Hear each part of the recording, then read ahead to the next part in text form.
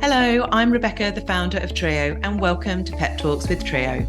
triiyo is the leading solution for workplaces to support their people during every life transition, from starting a family to retiring and every life event in between. On Pep Talks with triiyo, we chat to our expert partners for advice on how to best navigate these common, complex, and often messy life stages that happen during our working career. Keep listening as we connect the dots between life and work with the simple aim of education and empowerment. After all, life happens at work. Today on Pep Talks with triiyo, we're speaking with Sarah Harkness, CEO of Cattle Dog Digital, and we'll be discussing removing the challenge of harassment in the workplace through values-based leadership. Great to have you with us, Sarah. Please can you tell us a bit about yourself and the work you do at Cattle Dog Digital? Absolutely. Yes. So thanks so much for having me. I'm very excited to be here. So I am newly appointed CEO and was the CRO for the organisation and a co-founder with my husband Luke and our CTO Naz Uddin. We do RevOps as a service, and we are really out there ending digital dysfunction for organisations around the world. But we established an organisation based on a core set of values. Mm-hmm. We called this initially Project Pedigree. And as part of Project Pedigree, Luke really wanted to help create a platform within the success of and off the back of the success of our organisation for me to lean into what we now call Project Lotus, which is essentially a core set of values, our 10 commandments, if you will, as a business that we live by. And I love, because when we spoke, it's like we hire and we fire to this. There's sort of non-negotiable values that you have within your organization, and it is fundamental and really important to you. Can we talk about, and this is obviously, coming into a personal story, moving, obviously within a workplace environment, but it is something that I think we need to talk about. And it's amazing to have you as a brave individual that comes on with your story. And, I'm grateful that we are able to give you a voice on this. Thank you. Could you talk to us about your experience with harassment at work?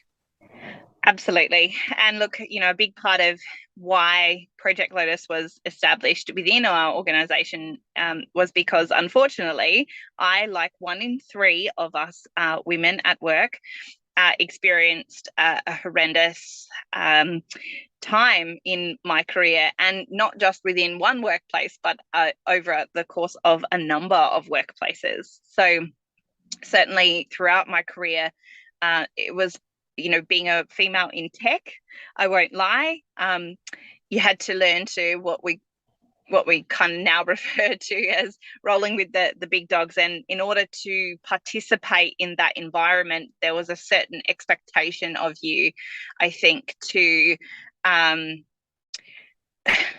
almost in some cases, and in fact, in my experience, there was a very distinct manipulation to create this, sacrifice your values in order to be successful.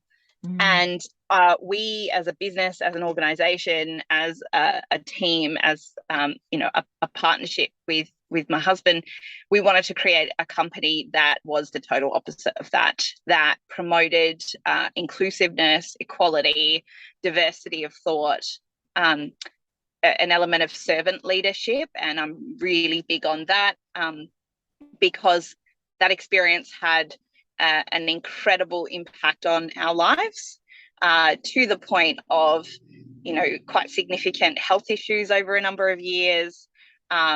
It's affected my financial ability, over the years. It's taken me quite almost a decade to really even find a place to even reconcile these moments with yourself. And I think as someone who has experienced horrendous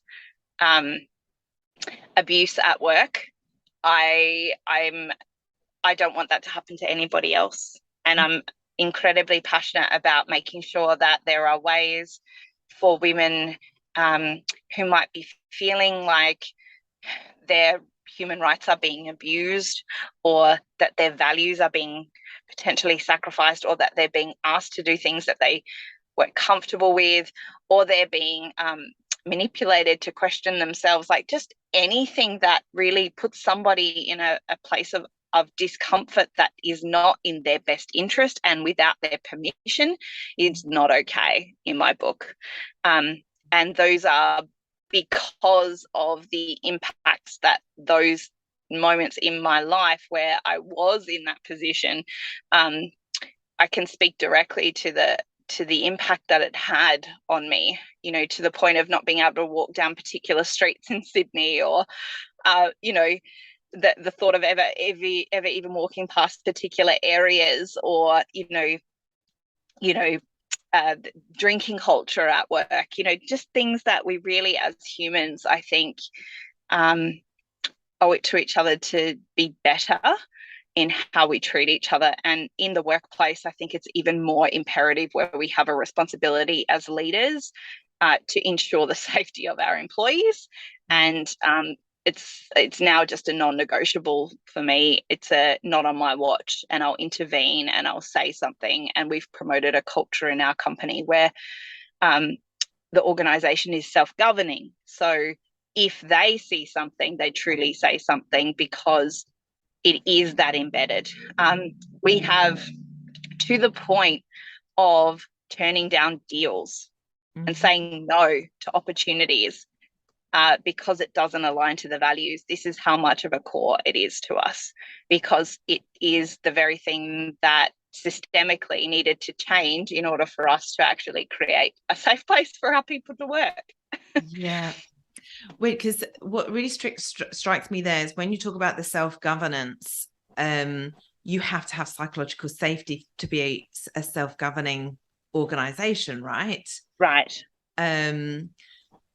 How are you, is that through, do you think you've created that because you're so transparent with Project Lotus? You know, I think so. I think actually the word is probably more vulnerable. So in being authentic and being vulnerable, and it wasn't easy. Don't get me wrong. Like, it didn't just come up overnight, and every single time you face yourself or your experience or your life or the things or your traumas in your life, it forces you to be vulnerable, and it's incredibly uncomfortable. Incredibly uncomfortable. Physiologically, I've done a lot of work in the last 3 years because I had been so unwell, and just for context, I've probably spent almost, I think we added it up, that in total in the last 3 years I've spent a year in hospital.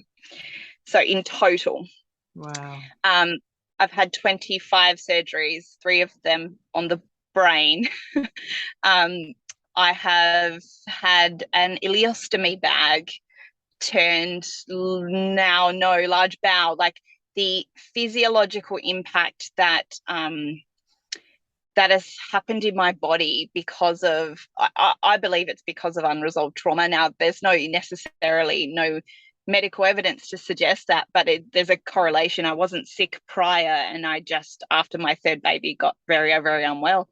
And I think that fight or flight, that adrenal cortisol, the impact that this stuff has on a human's longevity is actually quite real. Yeah. So, you know, we're not talking about things that we're not just talking about surface level things. We're, you know, in my particular situation, it was quite severe, and the abuse was systemic, and it happened over a long period of time. It was somebody that I knew from a previous workplace as well, but had never experienced the behaviour that I experienced, or you know, I was basically just rendered totally disabled. I could not speak for myself. I could not think for myself. I became this just subhuman, and I can't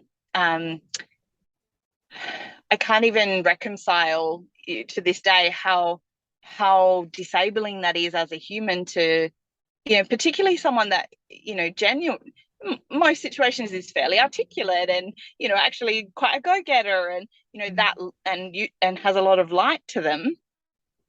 I think that that's probably what attracts people to us is our vulnerability. So the very thing that we need to demonstrate and provide, and what we've created at Cattle Dog, vulnerability, a place where it is okay to be vulnerable and it is a safe place to be vulnerable, is the very thing that got me into trouble. Yeah. And the thing that gets taken away, that light. Correct. And then for a long time it did. I ended up totally abandoning my life.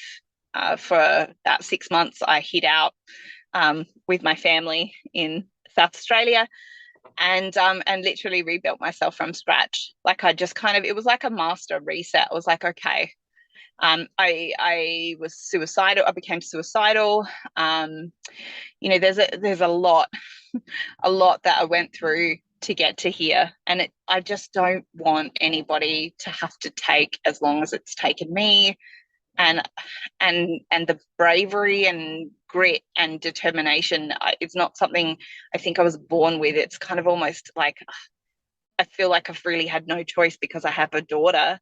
And because my husband is so incredibly supportive, he's just like, no, you get in there and you choose what you do with this story.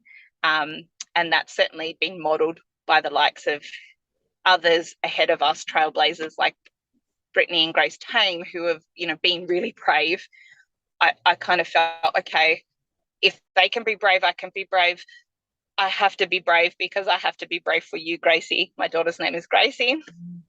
And actually, when I found out we were having a girl, because of what had happened to me, I grieved. It was Christmas Eve. I cried for 3 days straight because I was like, I can't bring up a girl in this world. This is not okay. What am I going to, like, I genuinely panicked. Whereas when I found out I was having my boys, I was like, no dramas, and I felt like that, even just that grief as a mother, to just go, I know what you're going to have to suffer through. Yeah. It's not acceptable. It's not a society that doesn't make sense to me. No. No, and any dad with daughters, I think, feels genuine for the most part. I've not met many men that don't identify with the fact that they want a better world for their daughters. Absolutely. But there is still definitely an automatic conditioning that exists, and I think just a generalized worldview, particularly in tech. It was systemic in tech. Like I saw The Wolf of Wall Street, and I'm like, that pretty much felt like 2008 at Salesforce for me. Like, it's just, that's kind of how it was.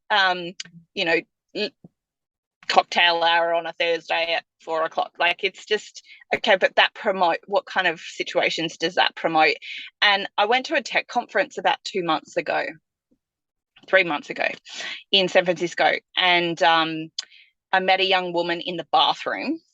I'd never met her before, but she was like an SDR. So she was, and she was hiding in the bathroom crying because her boss and her CEO had sidled up to her that night. She was staying in an Airbnb, and she was not comfortable. She said, I don't want to go to sleep tonight. She said that to me, and I was just like, oh my good Lord Jesus Christ, what the hell am I going to do to get you out of this situation? We concocted this story to help.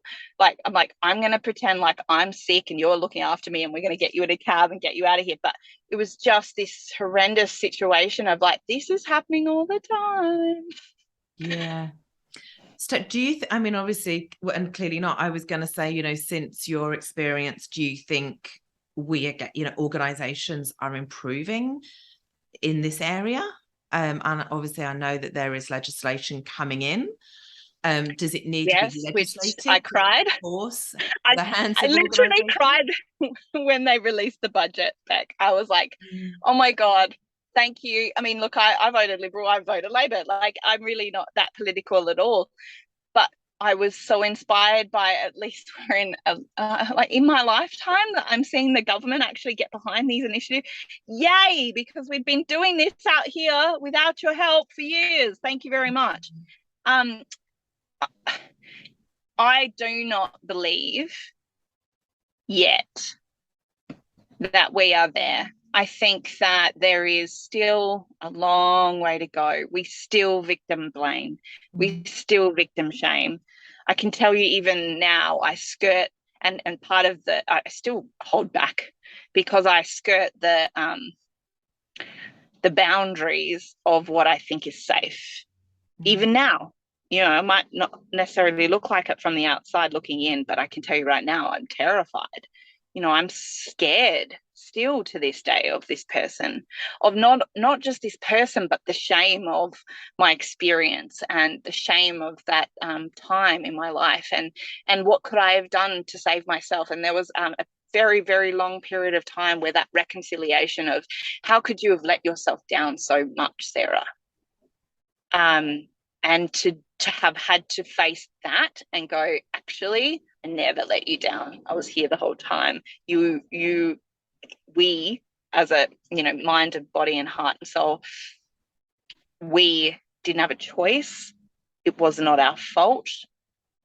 All of those elements, I've been very, very lucky to have had, to some, beautiful, universal, roundabout way, and getting very, very sick, you kind of get the opportunity to kind of spend a bit of time with yourself, have to face a bit of demons, and this one really was my biggest one. So yeah. What about statistics? If people aren't aware of the statistics and prevalence of this issue, what are the statistics? Well, if you can believe it, 1 in 3 women will be sexually harassed at work. Oops, hang on. Did I lose you? No, you're there. Sorry, apologies. Yes, so 1 in 3 women will be sexually harassed at work. 33% of all Australians have actually been sexually harassed at work, and particularly sexual harassment is what I'm particularly passionate about, because I think it's it had the most impact on my life. And I think I believe that if you are in a minority, so for example, if you're an Indigenous woman or from a non-English speaking background, unfortunately it's 1 in 2. So we go from so if it's you and I in a room, it's one of us, and it's our sisters and our mothers and our aunties and our friends. That's a shocking statistic, isn't it? I mean, it's not just shocking. It's now. It's still nothing's changed, despite everything. We still put Britney on trial. We still had a hung jury. We still had to re-traumatize her and hear her experience, and we still don't have enough critical mass of our stories because we're still not brave enough, because it's not safe enough for us to tell them yet. I want to believe that it is, but even like I told you earlier, I still don't think it is. It's career limiting. I was told by my abuser in a cab that a woman he'd worked with, this is a random conversation, but I was told randomly out of the blue that a woman he had worked with ruined her entire career by holding anybody accountable. Like there is a natural fear of women holding men accountable, because I think there's a lot of men that need to be held accountable. So that fear comes from men in positions of power who know they've done the wrong thing.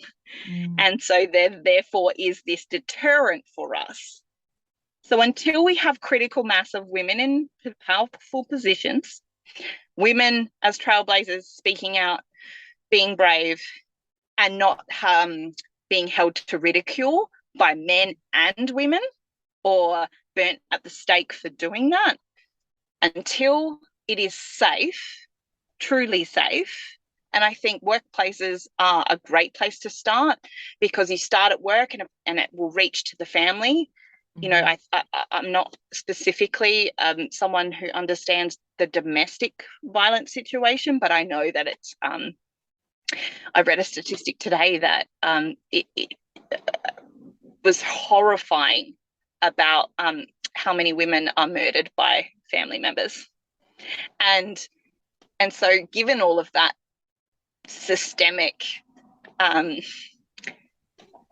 problematic misappropriation of power from men to women, unless we do something at work and create environments where women ultimately do hold men to account and men hold men to account, and we just change the narrative a little bit,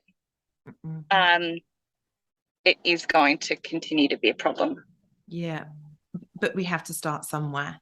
And absolutely, we've spoken many times around the amazing men that there are in the world that are very supportive and are advocates and in this space, and many of the sort of gendered issues that we speak about. If we just sort of reflect on, if there is somebody that is having this experience at work, what would you say are the first things that they need to do? And I know you went through many hoops, but what, if somebody is lost and scared to lose their job, scared of speaking up, what do they do? Where do they go? Where are their people? Where are the support networks? How can we help someone? So first of all, the statistics should tell you that we're here, and we are here with open arms. And if you're scared, I'm scared, we're scared together, and we will get through it together. So first of all, if you're the girl in the bathroom, you need to say something. And it took me probably about 15 minutes to convince her that even I was safe to talk to. So I think women have a responsibility for other women to maybe just be the hand that reaches out to pull them up and or pull them out. And I don't think we have to be superheroes. I don't think we have to do very much, but I can give you and share with you the things that I did. So first of all, I quit 3 times. So I eventually had to leave my job. I don't necessarily think that that's the right way to go. But I think that you need to write everything down. Write everything down, time and date stamp it. If you can, create for you your little folder of everything that goes in there, at least for that moment in your life, because you can look back at that with clearer eyes, clarity, vision. And from a legal perspective, it's very helpful to have all the things you need in one place. Yeah. Could you send yourself emails because they're to your absolutely. You can actually PDF the emails, so you can save an email as a PDF, and you can create yourself a little. In VC and investor forums, I believe it's called a data room. Create yourself a data room, babe, because that's going to help you later on if you need it. If you need it at worst case, where perhaps it's not necessarily a legal situation, you have the ability to go and look back and genuinely reinforce to yourself that you are the victim and it is okay, right? It is not about burning anybody else up the stake. That's not for us to be the judge and jury about, right? That's what the police and that's what HR and that's what all these other organizational pathways are for. So first of all, write everything down. Second of all, then if you really are experiencing, if you really are uncomfortable and something has happened or something is happening to you, you need to tell somebody. And I frankly if you can tell more than one person, it would be my recommendation. They do not have to work at the same place as you, but you must not do it alone. It doesn't help you, no matter what feelings of shame or embarrassment or horror, or you don't want to say, or you're frightened, or tell somebody. If I could have told myself that earlier, I probably would have saved myself a lot of pain and further trauma. I tried to power through and go it alone, and it cost me dearly. And I don't think that's the right thing to do. Tell somebody, please. HR is there, and I get that HR, and I'm sorry if anyone's in HR. I love you. But HR, unfortunately, I think has a legal obligation to the company as opposed to the people. So perhaps finding someone within your organization that is safe, that you feel comfortable with, tell them what's happening, and then share with them the dates and times. If you can and if you feel comfortable, show them the evidence, get that external validation that what is happening to you and you are feeling this way is not right. It will help give you the courage to take the next step. And the next step, frankly, if you don't get anywhere within your internal organization, which should be to then go to HR, and HR should then deal with it appropriately. But if that doesn't happen, you do have pathways. So did you want me to share those other pathways? Just briefly, yeah. And if there's any support networks. Okay, so yes, there are absolutely other pathways. So there's three things that I want to touch on. So the first one is the Australian Human Rights Commission does have a pathway you can go down where you can essentially discuss it with them, and they will look at the UN human rights laws globally and essentially help you to navigate through a process where if you felt your human rights have been abused in any way, bullying is part of that, harassment is part of that, but particularly for sexual harassment, because we start to get into the realms of legality. The Australian Human Rights Commission are particularly good at that process, and they've just launched through Kate Jenkins the Respect at Work website, where there's 100 resources that you can access, and absolutely think from a resource perspective, had I have known that, or had we have had that when those things happened to me, it would have been great. But I'm really pleased that it's there, and that's there now.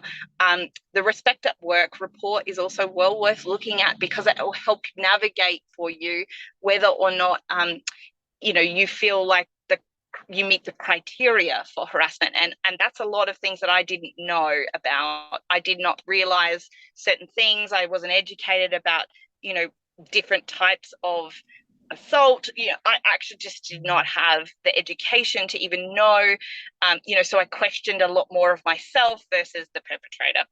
And then finally, go to the police. If you are experiencing severe, very bad abuse, go to the police. Okay. Thank you for sharing, Sarah. It's yeah, look, it's I can't imagine how difficult it is to talk through these things. I think you're incredibly brave. Respect at Work would be a great place for somebody to start, because it's to get informed, and it's outside of their organization if they are worried about arming themselves with knowledge before they go internally. And I think the advice you've given around documentation and speaking to somebody so people don't feel that they're alone is really, really important. I'm really looking forward to the work that we're going to be doing together. Absolutely. And the community we're going to create. And I can tell you right now, you can easily find me on LinkedIn. Just go and Google Sharky. That's my nickname. Everyone calls me Sharky. And seriously, DM me, find me. I'm in all of these amazing communities like Women in Revenue, and we and they're based out of the States, but all of these beautiful communities that we're going to create together for the local market as well. And here in APAC, I think we're years behind the US, which is kind of bizarre. And I think we have a long way to go to change the culture in Australia because we have such a heavy drinking culture. Mm-hmm. So, you and I, through my lived experience and your brains, we're going to absolutely, hopefully give you a safe place, but reach out. Please do not be afraid. Like, at worst, I'm happy to jump on a call and hear your story. And I hope in the future we have a place that's safe enough for you to either anonymously or, and if you know of anywhere that you can go and post anonymously. I know in the US there's a bunch of sites. I've been on there and I've spent a bit of time posting my story, but you can, hopefully we'll be able to create a safe place for people to share theirs eventually. And I will say, Sarah, to anyone listening that does need support, Sarah, your offer of somebody reaching out is very, very genuine. So, absolutely. Without question. I passionately do believe you don't want anyone to go through this alone, and it is an absolutely genuine offer.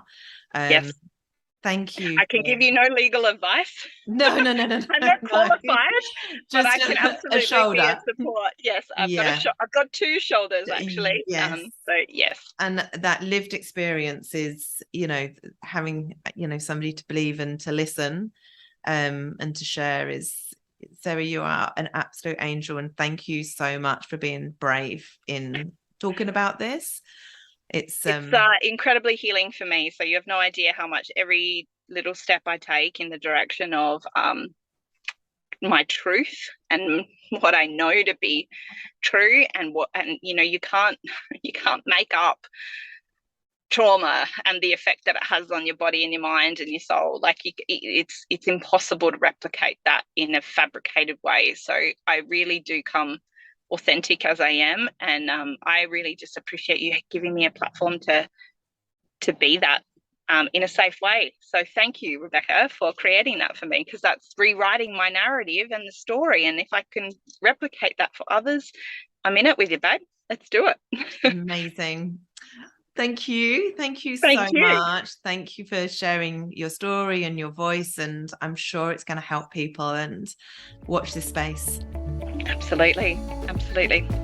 Thank you. Thank you for listening. To find out more about how triiyo can support your people, visit triiyo.com.